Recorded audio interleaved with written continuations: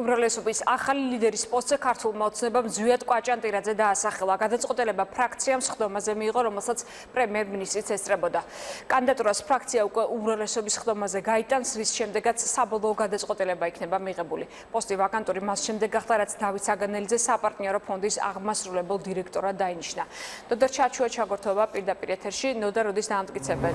როდის იქნება საბოლოო გადაწყვეტილება მიღებული ვადებთან დაკავშირებით არის თამარ, როგორც თავად ფრაქცია ქართული ოცნების წარმომადგენლები აცხადებენ, უახლოეს დღეებში გაიმართება უმრავლესობის სხდომა, ჯერჯერობით ზუსტი თარიღი უმრავლესობის სხდომისა უცნობია, სადაც საბოლოოდ შეჯარდება უკვე ფრაქციის პოლიტსაბჭოს სხდომაზე მიღებული გადაწყვეტილება ზვიად კვაჭანტირაძის უმრავლესობის პოზიციაზე დამტკიცებასთან დაკავშირებით. Როგორც თქვენ უკვე იცით, დღეს ფრაქცია ქართული ოცნების ოფისში გაიმართა ფრაქცია ქართული ოცნების პოლიტსაბჭოს სხდომა, რომელსაც პრემიერ-მინისტრი ირაკლი ღარიბაშვილი ესწრებოდა და ფრაქციამ ერთხმად მიიღო გადაწყვეტილება რომ დავით საგანელიძე ზვიად კვაჭანტირაძემ ჩაანაცვლოს.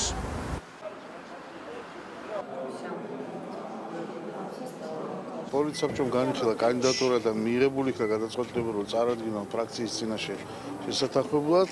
შემდეგ შედგა პარტია ქართული ოცნების საპარლამენტო ფრაქციის სხდომა, რომელმაც ერთსულოვნად დამიჭირა მხარი, რომ წარდგენილი ვიყო უმრავლესობის ლიდერის პოზიციის დასაკავებლად.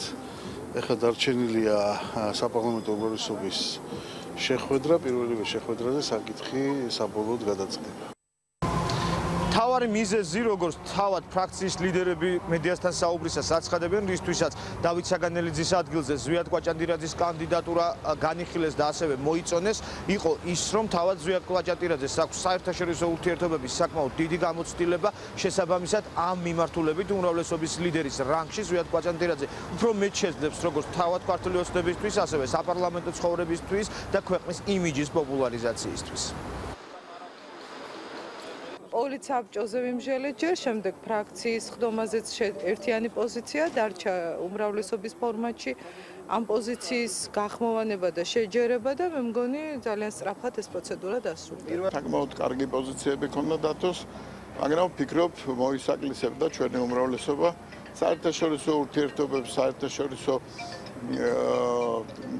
საკითხებზე მსჯელობას, ადგილობრივ წარმომადგენლობებთან, დიპლომატიურთან მათ შორის ეს მიმართულება იქნება ერთ-ერთი მთავარი უმრავლესობის ლიდერისთვის, რომელსაც აქვს საკმაოდ გამოცდილება, ელჩია, ის იცით, მას რანგი აქვს ელჩის.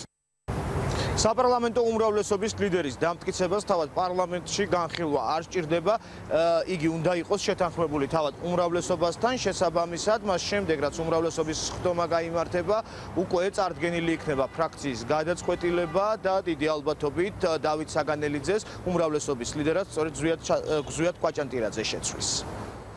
მადლობა, ეს იყო ნოდარ ჩაჩუა.